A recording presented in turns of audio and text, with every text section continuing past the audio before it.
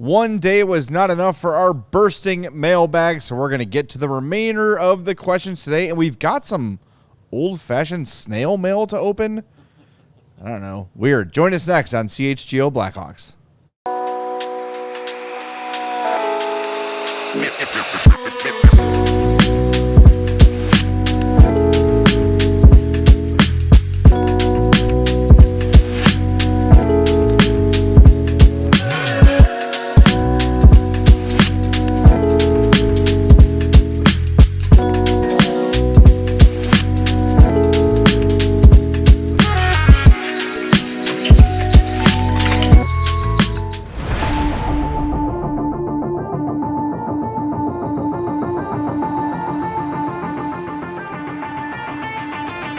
Welcome into the CHGO Blackhawks Podcast. I'm Zawaski with Mario Tirabassi. Sarah's here running the show today.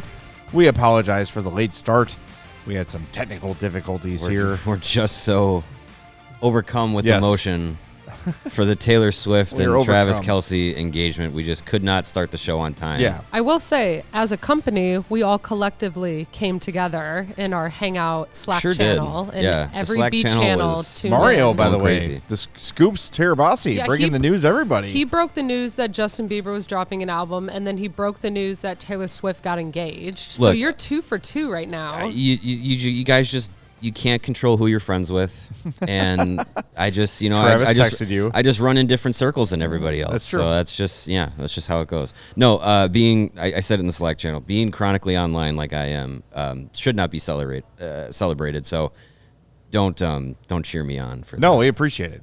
I'll just have Slack, and if anything important happens, I'll see if Mario puts it in Slack. That's all we need to know. So we'll do 45 minutes on Taylor and Travis, and then we'll get to the mailbag after that. If you don't want us to do that, hit that like button. Make sure you are subscribed to our YouTube page as well. And if you're listening on your favorite podcast app, we love you too. No shame there. Who wants to look at us for an hour? Make sure you're following or subscribed on your favorite app too. Speaking of engagements. Yeah. You alluded to it in your perfect cold open. Thank you. Today, I was due. that we have. We had some snail mail, and this is Mailbag Monday. It's all digital. It's Discord. It's Twitter. It's faster. We actually have snail mail, and it's called snail mail because it usually doesn't arrive in time, and that's the case here. Speaking of engagements, and weddings, we've been invited to 2. Yes, we have. Unfortunately, we've missed the RSVP cutoffs for both of these weddings. Real quick, anybody know what RSVP stands for?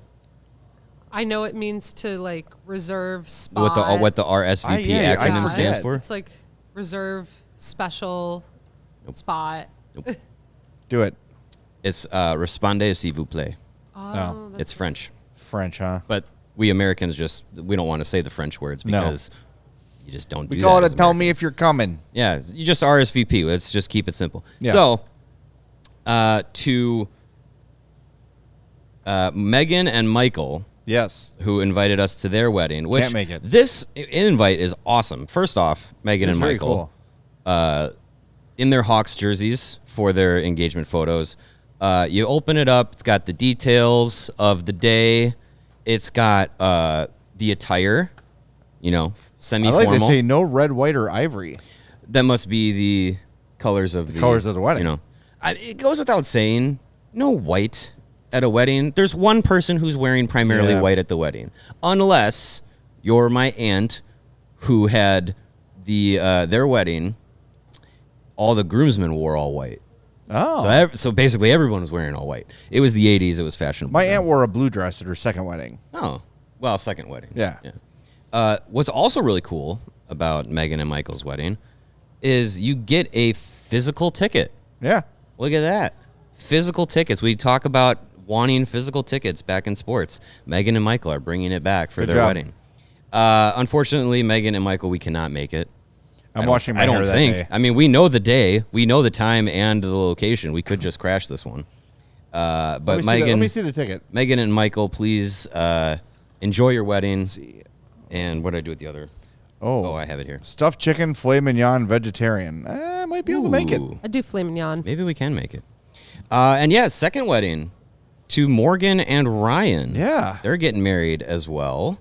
Are these invitations through like is this everyone at CHGO invited or just you two? These were brought to our attention. Just the big stars. Okay, just you guys. That they were actually to us at CHGO Blackhawks. Morgan and Ryan, a more traditional save the date wedding invitation. Still very nice. Should be a wonderful reception and service. Both of these are afternoon weddings. Big fan of that. Don't have to take up the full day. Yeah. My wife and I, it was a full day. It was 2 locations. It was a little extra, but it's our wedding. Who cares? You only get married once, hopefully. Yes. Your current wife. But Morgan and Ryan, enjoy the wedding. We wish we could be there. Yeah. Maybe we'll show up. Again, we know the date and location and time. We might show up and just crash it. Morgan and Ryan very soon. Yeah, like in 2 weeks. Yeah. Well, it's very random. We get 2 of the. I know they didn't arrive the same day, but the fact that we've never gotten this before, and within a couple of days we get 2 invites to 2 weddings. For cool. Future reference, if you want Jay and I to attend a wedding, you can send the formal invitation and all that, but you will definitely need to either get in contact with us through directly social media or through Discord if you are a diehard, which maybe these we only couples attend are. diehard weddings. Sorry, because that's the fastest way that we're gonna find out about it. Because mail to our office is not the fastest. If you're trying to reach me, by the way, I learned this today that Discord is not the way to go. Because Mario made lunch plans with the listener. I was like, what? I told Jay, I said, we're having lunch on Thursday. He's like, what? Yeah, no idea. But I'm going. Yes, we're going. We're going to have Thursday. lunch at P3 Arizona. I'm looking forward to it. Yeah, that is happening. The third piece of snail mail we got that will actually kick off the show. The first actual mailbag question. For those of you that get mad that we don't talk hockey, this is from John Petroselli in Markham, Illinois. Hey, my neck of the woods. He's got his stamp on there. Great handwriting, by the way. He's also got his personal phone number as well. I won't read that out loud. That number is 708.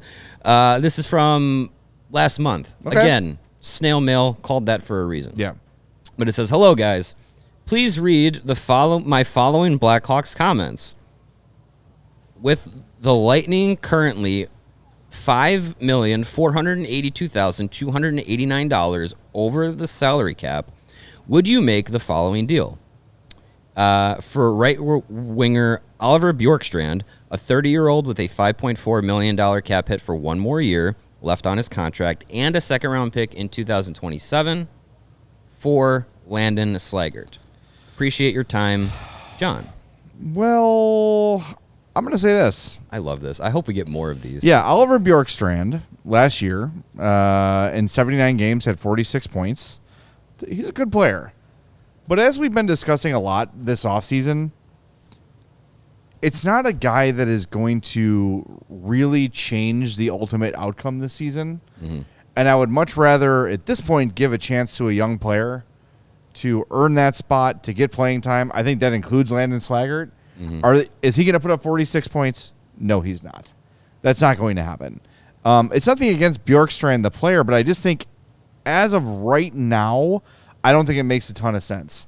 I want to see what some of these young guys have, give more a shot. Maybe it's even Nick Lourdes, Colton Dock. Let's see what he's got. Let's take one more look at Lukas Reichel before we make a final call. Samuel Savoie. Yeah, right. Savoie is another one, right? Like, there's a lot of those kind of guys that you want to find out what they are. Aiden Thompson. List goes on and on. And this is the season to find out, okay, who is really an NHL player or even potentially an NHL player and who is not. This is the season to find out. Mm-hmm. Next year, Oliver Bjorkstrand would be a guy like, sure, you're looking to add some depth. You decided, hey, this guy needs more time or he's not an NHL player, fine. I just think at this point, with the way this season is expected to go, I want opportunities for the young guys. That said, the second-round pick makes it a little more intriguing. Mm-hmm. Would I trade Landon Slaggert for a second? Maybe, but probably not Tampa's second. Because that's going to be a lower second-round pick. That's a later second-round pick. Yeah. And I'm kind of done with draft picks. And you're not even getting more of the immediate effect of it because it's a 2027 second-round pick. Yeah, I think I'd rather those minutes be played by Landon Slaggert than Oliver Bjorkstrand at this point. And, for the fact that Landon Slaggert was a third-round pick and got to the NHL and has kind of carved out an opportunity for him to play on this team, on the roster. And as we talk about, like, who's going to make the team, who's not, I never really think of Slaggert as, like, a on the fence. If he is, he's on the fence of making the team, for me at least, going into this training camp. Yeah. So no, I don't think I would give him up for what is then a future lottery ticket of the second round pick, and a guy that's going to take up a roster spot for a year. I wouldn't do that. Now, if there was something a little bit more enticing on the other end coming from Tampa, then a second round pick to take what they have left over the cap, to take that off their hands. If there was a little bit more enticing, like if it was a first or something like that, or maybe one of their prospects, like Nikita Kucherov. Sure. or like one of their prospects that's kind of, blocked by, the team being super competitive. Yeah. Then I'd be a little bit more intrigued, but I don't think that would be a move that you necessarily need to make. And I think with the salary cap going the way it is, Hawks don't have to hit the floor, and all that money that they have and hitting the floor and all that is not going to be a problem, because as we've seen with Frank Nazar's recent deal, what will be Connor Bedard's next contract and what assumingly would be, Spencer Knight's next contract, like those are going to be bigger numbers that's going to take up that cap space moving forward. So they're not going to be a team in the long-term future, as we talk about long-term future today. They're not going to need to be a team anymore that's going to be, let's take on money just to take on money. Shea Weber's deal this year helps them do that, but then it expires at the end of the year, and then that $7 million, or is it seven? It's something like $7 million. That's off the books, and then you get to use that for players that are actually going to play for you. 7.857143 to be exact. Is the Shea Weber number. Yeah, I mean, look, I like Bjorkstrand as a player. I really do. I think it's a really solid guy. I think he can play a role on a Stanley Cup champion. He's like Burakovsky. Yeah, I just don't think he moves the needle significantly for this team. Yeah. So, it's nothing against him. I just think for right now, let's see what we got. I think we'll have a better picture a year from today on, okay, these are the guys that we thought were NHL ready. You're close to NHL ready. Here's what they showed last year. Where do we need to fill in these gaps? Mm-hmm. And then you start talking about that sort of thing. But right now, I am all for going young, seeing what they can do, and then figuring it out beyond that. Yes, that's where I'm at. All right, can we get one more quick one in before the break zone? Oh, well, let's answer D. Paris's question. So Tom Curver's prospect showcase is happening this year. It's going to lead into training camp. I think it's supposed to be about maybe 10 days or so before training camp starts. It's happening in Minnesota. If I remember correctly, it's Chicago, Minnesota, and St. Louis are involved in it. I can't say that there's been any official information given out yet about it. But, as far as rosters, timing, anything like that, in the past, those games have been streamed in some way, shape, or form, either on Hawks YouTube or on their website. I would assume they would have a way to do that again this year. I believe that's the case. And because I think our buddy Charlie's going. Yes, I believe so. And as far as rosters go, none of the college guys play in it because they're already back at school. Same as training camp. College players won't be there. And then we know Anton Frondell is playing overseas, so he's not going to be there. So it's going to be primarily the players that are playing in juniors, or I believe those that would be like rookies with the Ice Hogs this year. Excuse me. Yeah, it's not as appealing this year as it would be in typical years, where you've got the recent picks playing, like Nestor Sill is not there, Mason West isn't there. So, I don't think it's going to be as exciting, but it will be there. It'll be on. We'll have our eyes on it, of course, and see what comes out of it. All right, we're going to hit the break zone so Mario can catch his breath. Hit that like button. We'll be back in 2 minutes on CHGO Blackhawks. I know a thing or two about Chicago restaurants, as everyone knows. And when I walk into one of those restaurants and see RC Cola on the menu or on the tap, I know I'm in the right place. RC Cola, Chicago classic, like hot dogs, pizza, it goes hand in hand. And you know you're in a place with RC. They know what's going on. They're legit. You've seen the memes, the T-shirts. RC and pizza, it's part of the city's DNA because RC is an OG, a cola in a world of spineless soft drinks. No trends, no gimmicks, no glow up. It hasn't changed its stripes since 1905 because it never had to. So do yourself a favor, grab some RC at your local store, stock up for end of summer parties, back to school celebrations, or just watching the game. We've got meaningful college football this weekend. Go Irish. RC is the move for whatever you're doing. RC Cola, it's not a soft drink, just damn good cola. Don't be fooled by false fall. The hot weather is not done. And if you are fooled by a false fall, well, you can get your furnace taken care of too with our friends at Four Seasons Heating, Air Conditioning, Plumbing, and Electric. They've been serving the Chicagoland area for over 50 years. There is still time and necessity to have your air conditioning checked out, installed, maintained, and repaired, and if it ever breaks down on a night, a weekend, or a holiday, or all three at one time, Four Seasons does not charge for more service during those emergencies because why would you? It's inevitably going to happen. Why charge more? They need your help. Four Seasons is there to help you out. Your trusted local experts are Four Seasons Heating, Air Conditioning, Plumbing, and Electric. Visit fourseasonsheatingcooling.com for all of their special offers and money-saving coupons. Again, that's fourseasonsheatingcooling.com. Stay warm, stay cool, stay plumbed and electrified. All right, we're back. Mario is recovered from his near-death experience, I believe. There you go. All right, let's get back to the mailbag here real quick. And, the chats are going off, being weird, but, stop. Ryan C. says, stupid mailbag question, change the channel name for one day to CHGO Jorts and make everyone wear jorts. A CHGO short about us wearing jorts. Oh, see, how would that do on the YouTube Shorts, Sarah? I think it would rival the Taylor Swift engagement announcement of 5 million likes in 50 minutes or whatever it was. Absolutely. By the way, people were making fun of my legs on this show. When I saw our newsletter maven, Patrick Norton, at the golf outing, it was like the heavens were glowing. His legs were so white. They were translucent. They were reflecting the sun. We were looking into the tent at Cog Hill. I'm like, are we in there? I go, oh, I see Patrick's legs. That's definitely us in there. He's too busy writing in his dark room for hours and hours. My God. We'll lock him in the room and say... And he said, produce our newsletter. Now, I don't want to slander anybody, but Patrick said that Luke Stuckmeyer makes his legs look tan. I played with Stucky. Yeah, you can speak to this. They were pretty white. They were pretty. I played with Charlie Meliodas, who made all of our legs look untanned. But Patrick's were. I mean, they were. You white. wear primarily pants. I don't think anyone wants to see my legs, but if it's over 90, I'm sorry. Deal with it. I've seen Patrick primarily in pants. Really, in the office, I've never seen him wear shorts. No. So he's a primary pants guy. He's a professional. Wow. What are you trying to say about me? Are you saying Mario's not professional? In my hat, hoodie, and shorts? I'm not being professional?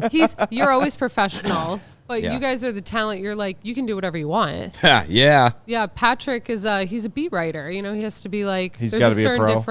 Certain different. He goes to Hallis Hall. We don't wear shorts. He goes to Hallis Hall. To Fifth Third. I'm not going to wear shorts to a Blackhawks event. Because it's cold. Unless it's a golf outing. All right. Enough tomfoolery. Let's get serious. CHGO Jorts needs to happen. I'm down. I'm going to start a movement here. I'm down. You guys want to do a long one? Sure. Now's the time. Yeah. We got 40 minutes. This one from Matt James. Thank you for zooming in. Matt screen. says, long-winded, I know, but hear me out. Using Kaiser as an example, is there any world where teams could overpay on a shorter-term deal in agreement with the player that the AAV for their contract after will be lower when the team is competitive and every dollar matters? For example, sign Kaiser this year to a 3-year, $6.5 million deal whilst there are no cap worries, and then 5 by 3.5 after totaling $37 million over 8 years. This would equate to roughly $5.2 million if signed for 7, but that second contract would provide an extra $1.7 million in cap space for their team and their championship window. Love to hear your thoughts. Matt is playing 4D chess. Now, the over idea here. is great. I love this. I think that this is cap circumvention It's 100%. at its best. 100% cap circumvention. But I don't know what the rule would be against that. I don't know how you could prove that. You wouldn't be able to prove. Yeah, you wouldn't be able to prove that unless Wyatt Kaiser had like a Norris Trophy level, and then you come in with a $3.5 million contract. Yeah, you wouldn't be. I mean, we've seen it. We've seen it this offseason. Where who was it? Was it Yanni Gourde? Signed like a 7-year, like $3.5 million contract or something like that. It was just like, why do you need Yanni Gourde for 7 years? He's already in his mid-30s. And it's basically like, well, years 4, 5, 6, 7, you don't really care about. And you can move him if you have to, or you buy it out and it's not going to cost you. Right, and he's anything. cheap enough to move, cheap out, exactly. Yeah, so I like that idea. I wonder, that's one of those things where Trent Frederick was another you one. could do that, and then the league would be like, noted, this will be a special note in the next CBA. Well, that next year is the next CBA, so. Yeah, well, it's already ratified. It's already done, though. Yeah, I'm just saying that's when it kicks in. Yeah, but get your wonky contracts in now. Yeah, figure it out. I don't hate that idea. I mean, I think, too, for the player, it could be very tempting to say, hey, look, the only issue, though, if I'm the player is, sure, gentleman's agreement, all those sort of things, but what if I get hurt? And then that second contract never happens. Right, yeah. Or I get traded, and then that whole, I guess if you get traded, you make more money that way. But well, the contract, I don't know, it's certainly an interesting thought. Yeah, I mean, you'd likely be doing it for, you'd likely do that for a player that you're convinced is getting, is in the plans for their next couple of contracts or whatever. Maybe Kaiser's that guy. We don't know. But I think, there is a way to do it. I just don't know what you're saying is what would be the incentive of the player if they outplay that deal. Why not get the money that you're owed? Right. Know? I mean, the thought would be we're going to overpay you now to underpay you later. And then it all averages But then, again, if Wyatt Kaiser has a fantastic next 3 years, he's like, well, right. No. If he plays higher than a $5 million player on average, then he'd be leaving money out there. I think for that to really work for the player, it'd have to be a massive overpay. Like, okay, here's $10 million for the next 3 years because we have no cap issues at all. We want you, and then your next deal will be 3 or 4. Fine. But then you're getting into really, really, cap circumvention sort of stuff. So it's interesting. I don't think it would be illegal. I would just love to hear from a player and a GM perspective what they would think of an idea like that. If we ever get Kyle Davidson on the show, open invite, maybe we could run that by him, see what he thinks. Sure. He'd probably answer it. He'd probably laugh at it, but I would imagine he would give it a genuine answer. He'd probably answer it to the point that he could, because there's some things that he's just not gonna. Yeah. He's not gonna admit. Yeah. I like that question though. That's creative. Good stuff. I like the thought process. Yeah. Definitely. We'll call it prepaying. The teams, the teams that the teams that contend and the teams that are at the top of the league have to get creative. Yeah. Blackhawks had to do it in the 2010s. You have to get creative with some salary cap and contract loopholes and stuff. So as long if there's a loophole there to find it, you can find it. Nothing wrong with trying to exploit it. Like Joffrey loophole. Anyone? Yes, Joffrey Lupul. All right, good. Ducks. It's a former player, Sarah. I've never heard of that name in my life. You shouldn't have. Joffrey? Joffrey Lupul. Good name. Decent player. Did he not win a Stanley Cup with the 07 Ducks? Yes. No, he was in. No. He was a decent player. Always thought he'd be a Hawk. He was on the 05-06 Ducks and then 06-07 Oilers. Well, he blew it. Yeah, I mean, he was a decent player. Career highs, Joffrey Lupul, real quick. Goals, 28. Yeah, he was good. Points 67. Frank Nazar. Not in the same Joffrey season. Lupul. Yeah, just don't go snowboarding. That too. All right, next. Right? Featherhead, 88. I think he got hurt. Says, I'm not that old, Sarah. Holy cow. She is zooming in the whole screen. We have like a 75-inch screen in front of us. I want to make your life as easy as possible. Yesterday, Sean was like, it was tiny. I couldn't see anything. Featherhead says, while McKenna is the prize everybody wants for next year, it is more likely the Hawks pick somewhere else in the top 5. With Frondell going back to Sweden, do you think that Viggo Bjork artificially moves up KD's draft board because of frequency bias, watching him at Djurgårdens, with him possibly playing with Frondell? If Viggo Bjork has a legit season this year and looks to stick at center, I think it'd be interesting seeing a Swedish middle with Frondell and Bjork having Bedard and Nazar on each of their wings. I mean, I hope that the GM is not basing his draft picks on familiarity because, I saw him play a lot and I'm going to reach for it because this is fun. But that's certainly a name of that conversation. And if it's the difference between, if you're kind of on the fence between two picks, then sure, you take the guy you're more familiar with or the guy has chemistry and a relationship with one of your existing top prospects. Sure. I mean, we've seen in recent years, the Blackhawks have drafted somebody from the Brantford Bulldogs in 3 consecutive drafts. Nick Lardis, Marek Vanacker, and then Ashton Cumby, I believe. So it's not to say that they wouldn't go that route.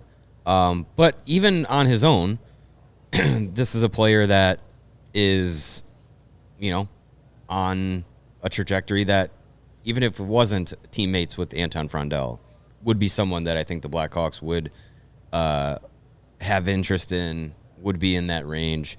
Last season in the J20, which is basically the junior league in Sweden. It was Parker Holmes, by the way. Parker Holmes, yes. Sorry. Ashton Cumby, Parker Holmes. I'm going to get those two for their entire careers, however long it is, confused because they were back-to-back picks and they're both like enforcer-type guys. Yeah. I'm going to get them confused. So apologies to both Ashton and Parker. That's me with Mason Marchment and Mason McTavish. Yeah. But last season, Viggo Bjork with Djurgården's J20 team, 42 games, 27 goals, 74 points. That's really good. I love the name, too. So amongst his peers, dominant. And then at the U18 World Juniors for Team Sweden this past year, 4 goals, 8 points in 7 games. So again, he's going to be playing with Djurgårdens, likely with their J20 team. Maybe it'll be in the maybe he'll get some time up in the SHL this season. We'll see. But I mean, he's definitely on the radar. Now, is he someone that you value higher than like Ivar Stenberg, also playing in Sweden, Ryan Rubrek? I mean, based on now, those guys are like probably 2 and 3, however you want to flip them. Doesn't it feel like? As far as forwards go, yeah, we'll see. I mean, we got some time. By the way, I'd rather have Viggo there. We're very early to talk about the 2026 Yes, I'm not there yet. draft. I'm sorry, I'm not engaging in this conversation. It's okay. As soon as we get to, I'm so done with the Lena. I'll say for me, I now start paying attention to who are the names that are getting a lot of traction, other than the obvious ones like Gavin McKenna. Where are they playing? Start paying attention, and then as it ramps up to World Juniors, then that's kind of when I start digging in more. And then once we get an idea where the Blackhawks are going to be drafting for sure. You pencil in top of the draft, but for sure about that time you get an idea where we're going to be in the standings. Then you start to really dig in. All right, before we hit the break zone, we got to tell you about our new Die Hard promotion. The CHGO Bears tailgate tier is live. If you want to sign up for this, here's the deal. Listen up.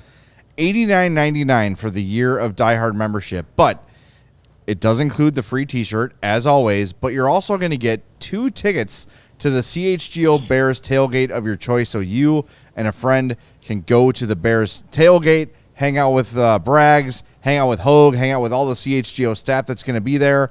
So take advantage of that. If you are planning on going to a tailgate anyway, jump on this deal. If you're an existing diehard, you can add on to your existing deal and add the tailgate tier as well. So jump on that opportunity. If you're not interested in the tailgate, maybe you're out of town, but you want to take advantage of the diehard offer, guess what? That's happening too.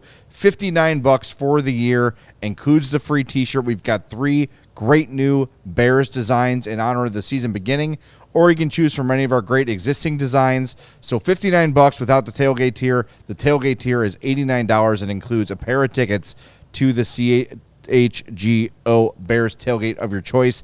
Either way, a great deal. We'd love to have you right in time for not only football season, but we're 42 days away from Hawks opening game. It's getting close. We are getting close.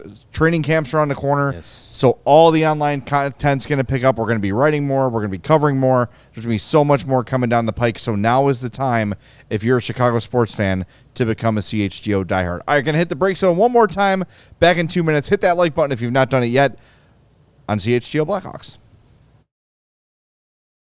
MLB playoffs are approaching, and you're going to want to get out to some of these meaningful games. Use the official ticketing partner of ALLCITY and CHGO Sports. Game Time. Game Time is the place to go to get your tickets. Download the app, browse around. I'm doing that right now, looking at Braves at Cubs next Tuesday, the 2nd.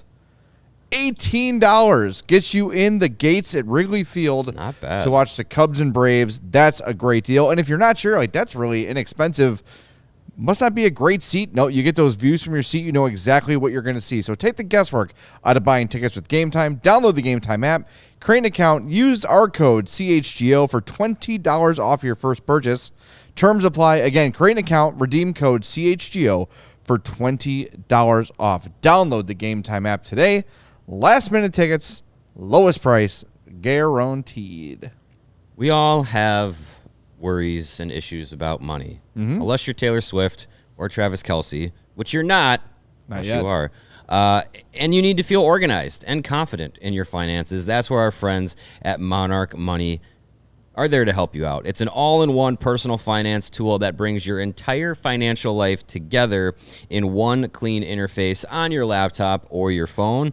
Right now, just for our listeners, Monarch is offering 50% off of your first year with them. Monarch is built for people with busy lives. If you've put off organizing your finances, Monarch is for you. They do the heavy lifting by linking all of your accounts together in just minutes and get clear data visuals, smart categorization for your spending, and let you control your money. Don't let the financial opportunity slip through the cracks. Use the code CHGO at monarchmoney.com in your browser for half off your first year. That's 50% off your first year at monarchmoney.com when you use the code CHGO. And we're back. We are approaching 100 likes. Where are we at here? 60. Oh, that's not good. 65. What are we doing? Come on. Hit that like button, or we are going to talk Taylor Swift until the show ends. That'll get the likes up. Yeah. Or we're going to have Patrick Norton come here and show you his legs. That will hit get that the like button. Up. That is not a threat. That is a promise, my friends. Hit that like button. We're going to get to the rest of these mailbags as well. Good time. Yeah. All right, let's see. Let's get to the next one here. Young Gamer Never Quick says, number 1, 2 questions here. On a scale of 0 to 10, how concerned should we be that Bedard hasn't been extended yet? And 2, does Korchinski get traded before or after Bedard goes to Vancouver? How concerned should we be? I will say, I'm not going to call it a 0. It's not a 0. But it's like a 1.5. Yeah, it's a 1. If I was Connor Bedard, I'm not yet. I'm working on it. Let it play out. I would not sign a deal right now. Yeah, that's a bad business decision by him if he does. Yeah, I think from a player perspective, you want to let the season play out, especially this year, where there's a lot of still room for growth and improvement in his game. The statistical growth that we could see from him this year would lend itself to a higher contract number.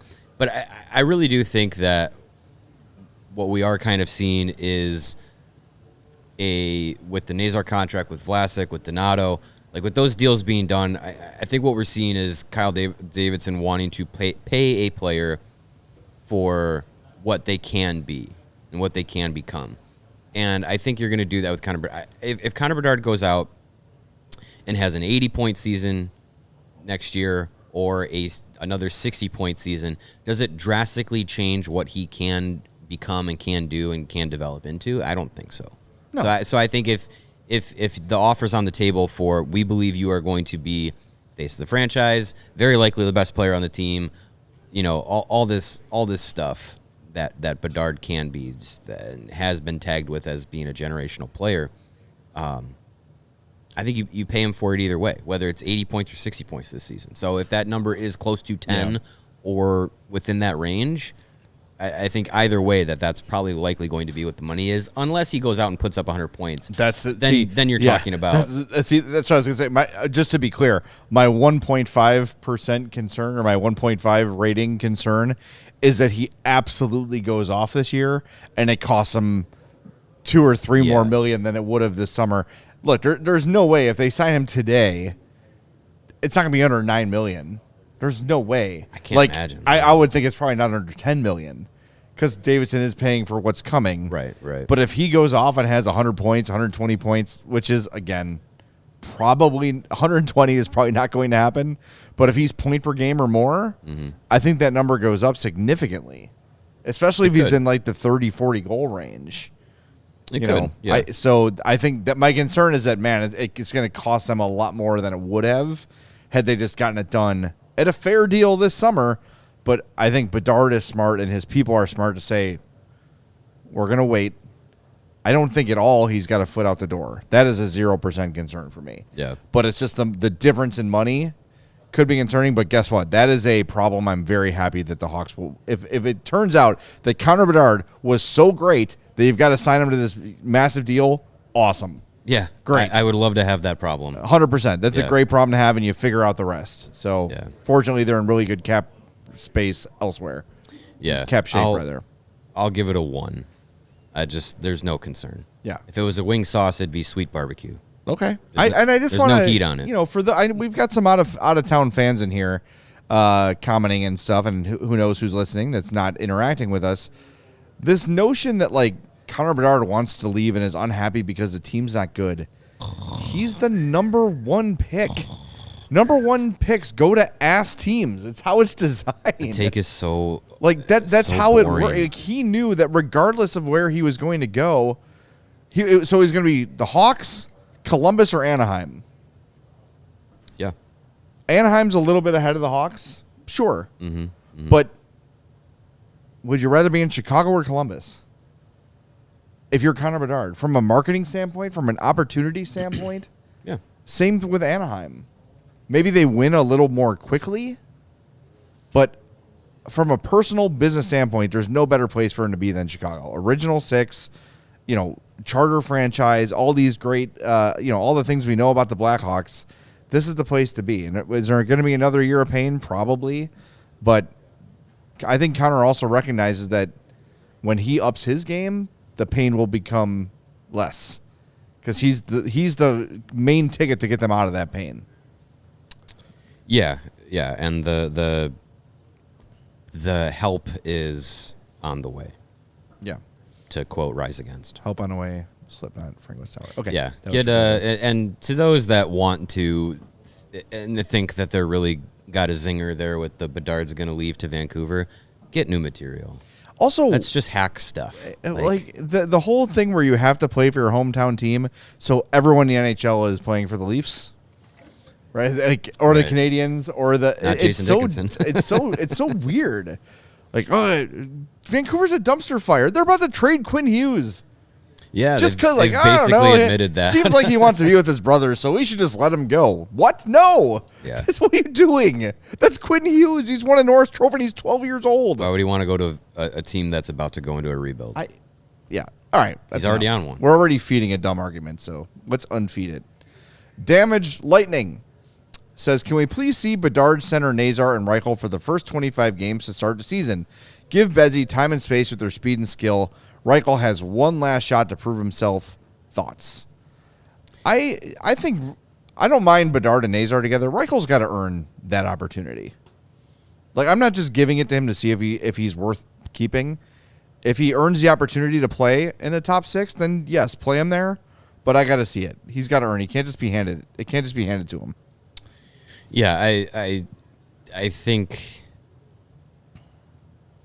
I agree. I think that line combo would be fun offensively. Defensively, I'm very worried about it, even with Nazar on there. But with Nazar on that line, he'd be potentially playing on the wing if you're saying that Bedard's going to center those two guys. Now, all three of those guys can play center. All three of those guys can play wing. I don't know. I don't know if that's the combo that I'd want to go with. Bedard and Nazar, I agree. Yes, if those two played together, I think that would be enticing.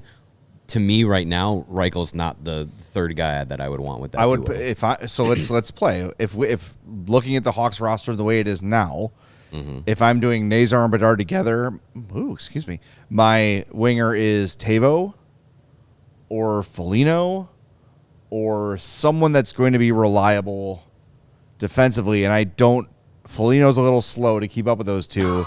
So I think Tavo is the obvious answer. If you're looking for defensive responsibility with offensive chops. I'm putting Donato on that line. That works too. Yeah. I'm down with that too. But I think you are putting your... If Donato is what he's showed last year, and that remains to be seen, you're putting your 3 best offensive weapons on one line, which a lot of teams do that, and it's not the worst idea. But I think that we'll see how Blashill plays it out. But I'm going to imagine, just like as Joel Quenneville did, he's going to want to balance the lines out a little bit and have a little bit of everything on every line. That is interesting, though. And I've been playing NHL 25. I've got Bedard, Burakovsky, Donato, Nazar, Bertuzzi, Tavo. That's probably going to be your Dickinson, top Foligno, 6. Mikheyev, and I've got Reichel, Lafferty, and Slaggert. Yeah, I mean that feels Listen to like me, a very Blashill. very likely. Just swept the Avalanche. Just saying. That seems to be a very likely lineup, and I think that would be probably your most balanced way of going about it. But again, it can be open to different combinations, and we keep saying, like, I cannot wait to see what happens in training camp and through the preseason, who's going to get opportunities with who else, and maybe it's going to be a completely different look than we're expecting. But yeah, I mean, I think Donato, Burakovsky, Tavo, Bertuzzi, those are probably your top 6 wingers.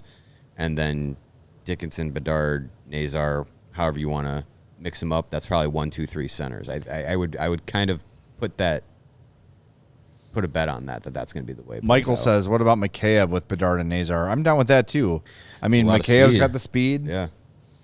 I would like to see Mikheyev's another one where I'm like, is he one of those guys who got goals because someone has to get goals, or is he really that good? And he had a pretty slow start to the season too. I'm interested to see what he brings this year. I think he's the kind of guy that Jeff Blashill is going to really like. So he might get that opportunity, a guy who is a willing and skilled defender with the speed, another year removed from the injury. So the rust shouldn't be there as it was to start last year. Yeah. I think he's another one too they're going to have to kind of make a decision on. He's a free agent after next season. So is Mikheyev someone they see as a long-term fit? I'm not saying like the next 7 years, but he is now he's 30. He makes just over 4. The AFP Analytics predicts a 3 by 3.86 extension for him. I'd be down with that if he looks anything like he did last year. That's pretty much the deal Ryan Donato got. Yeah. Yeah, I mean, that's a player that I think there is value there, but does that value over let's say a 3-year deal, does that outweigh the value of a roster spot for Frondell or Boisvert or Nick Lardis or whoever? That's the thing. As you start looking at these players and being like, let's get this long-term future in place, playing in the NHL, and you kind of stop doing the short-term stopgap players. Speaking of that, I think we have did we You got to do a diehard or a Discord question about that. Do we not? I think we do. This one right here. There it is from Nicachino.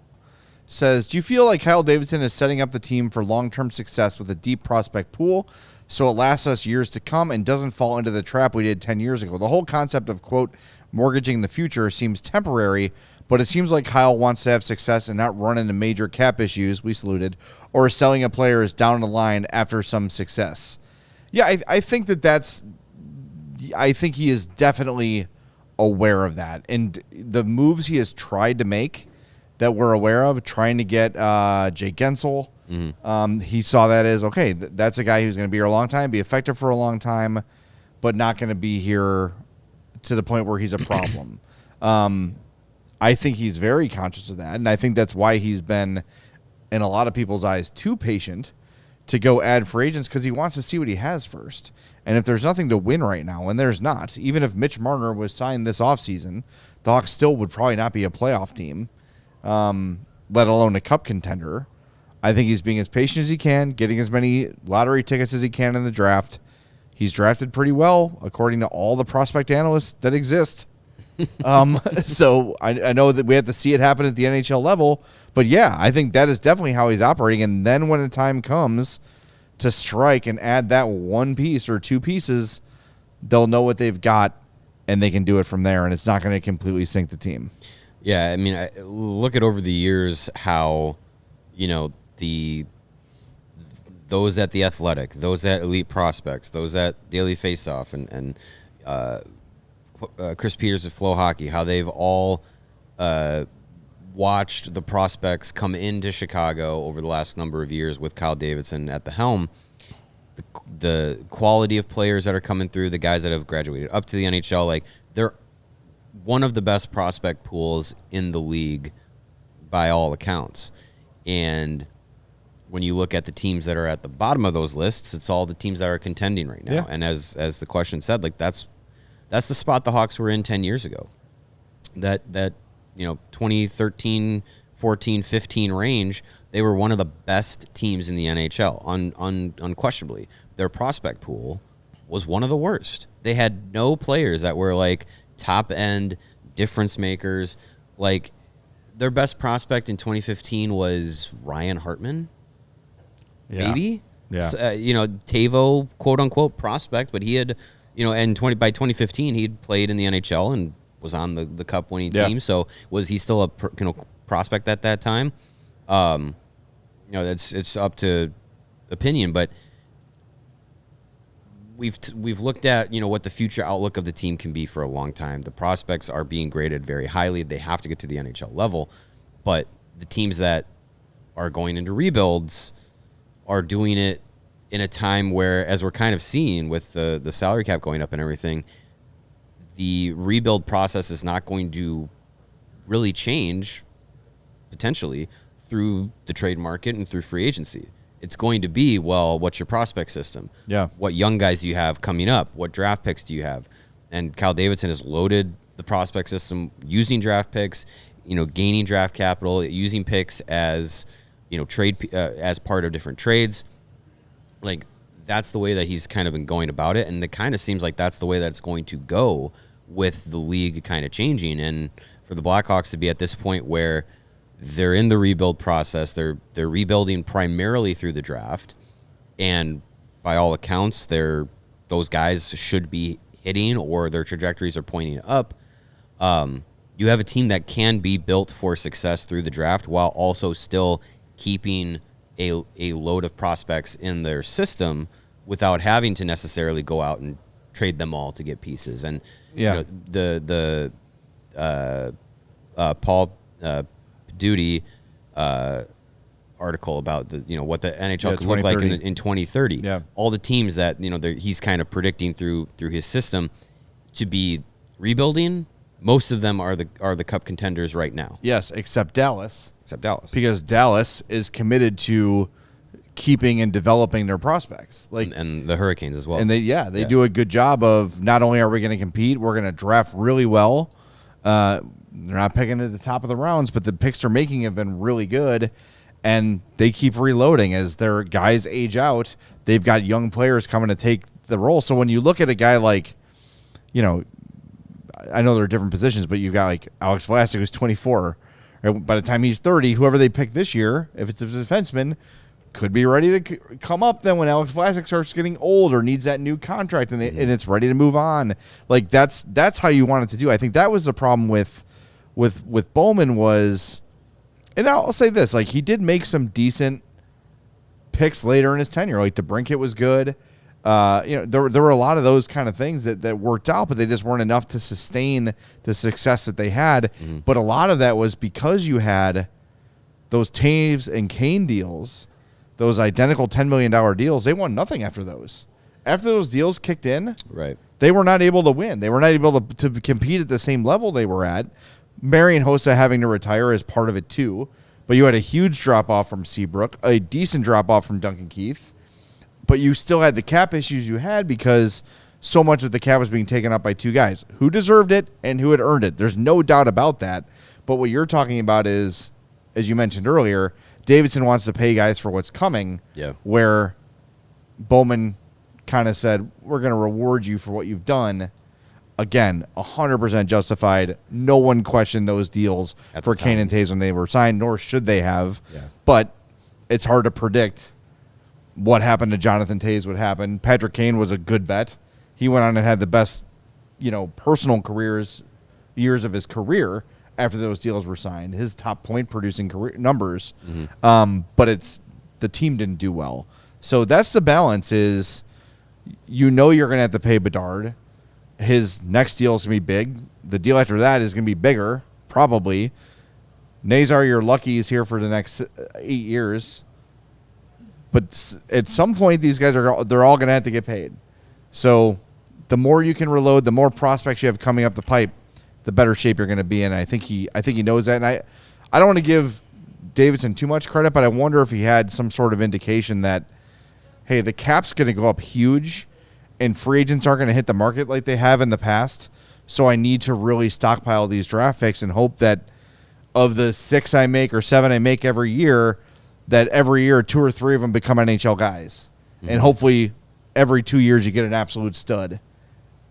And that's the hope. So we'll see. I mean, it seems sound right now, but we got to see once the new CBA kicks in and once the salary caps go up, how the other 31 teams around the league are going to handle their affairs, because I think that's a big question mark right now. I agree. Next. Yeah. Got anything left? Yes. Kelvin. What should we expect from Burakovsky this season? How many points does he play with Bedard? This is kind of the $10 million question, right? Is what are the Hawks going to get out of Andrei Burakovsky? It's a $6.5 million question. Yeah. Thank you. Isn't that what he's making? Or close to it? I think 5.5. 5.5. I think Burakovsky, I don't know if he necessarily plays with Bedard, but I think he will probably be in that top 6 group. I bet he gets the first opportunity to do it. He might be able to. It might be like you kind of had it before, talking about Burakovsky with Bedard and Donato, and then Bertuzzi, Teravainen, Nazar. Like that could be how it shakes out. For me with Burakovsky, like health is a big thing. He's coming off of some injuries in Seattle where he hasn't really been the guy that he was previously in Colorado. But if he can be a guy that puts up 50 points this season, I think I live with that. And I think you didn't really have – that would be adding a guy to your top 6 group that could play in that range. Yeah. Donato did it last year. That was a surprise. Bertuzzi and Teravainen did it last year, but that's more or less back of the hockey card to be able to be in that range. Bedard was in that range. You expect him to go up. So I think if Burakovsky can play at that range or better, then I think you're very happy with that. Yeah. A lot of it is just health and availability and being a guy that you don't necessarily have to worry about what they're gonna produce, how they're gonna play. Like if you can have just like a consistent guy that can chip in every now and then, doesn't have to be your go-to guy but can be reliable. I think you're completely fine with that. If he's less than that, then maybe that opens up an opportunity for someone younger to take his spot. As the season approaches, I'd like to get somebody on from Seattle to talk about his time there, because I think he is a fascinating piece of this. And I think it happened so early in the offseason that it sort of flew under the radar a little bit. We haven't spent too much time dissecting the NHL roster this offseason. His career high in points was 61 in 80 games. That was in 2021-22. But, as you mentioned, Mario, health has been his issue. Since joining the league, he's never played 82 games. His career high is 80. He played 76 in 18-19, 79 last year. But from the years from 19 till 23, his points per game were .78, .83, .76. That was a 61-point year and .80 right? with Colorado. Yeah. Then the injuries happened in 22-23, had a drop-off in 23-24 of .33 points per game. Then last year came back, played 79 with Seattle, 10 goals, 27 assists for 47 points. But again, I think he's still coming off that injury, not at 100%. And I think a lot of people that did observe Burakovsky said towards the end of the year, he really started to come on a little bit. He started to look more like the player he was when he was in Colorado. So we'll see. He's going to get every opportunity here to play with Bedard, I think. I think that's when they made that deal. They were looking at a guy that they could add to the top six. He's not ideal. He's not Mitch Marner or anything, but it's a guy who has put up points in his career, and you just have to hope that he stays healthy. And I mean, we'll see. I'm trying to look at his game log here. Yeah, I think if you're talking about a guy who can put up 15 or so goals, I think that's a good benchmark that if he hits and then exceeds, you're happy with. In the 7 games he played in April, at the end of the season, he had 6 points in those 7 games. In March, they usually do the splits, but they're not doing it. 1, 2, 2. He went 58-72. I mean, he did certainly come on at the end of the season. If you look at the game logs, he was definitely better as the season went on. His 82 game average over his career is 18 goals and 46 points. If he gives you that, I think that's fine. I think that's the range that you could probably still expect from him. I know he's got, some mileage on his NHL career on his body, but he's in no way do I feel like he's completely like washed, or anything like that.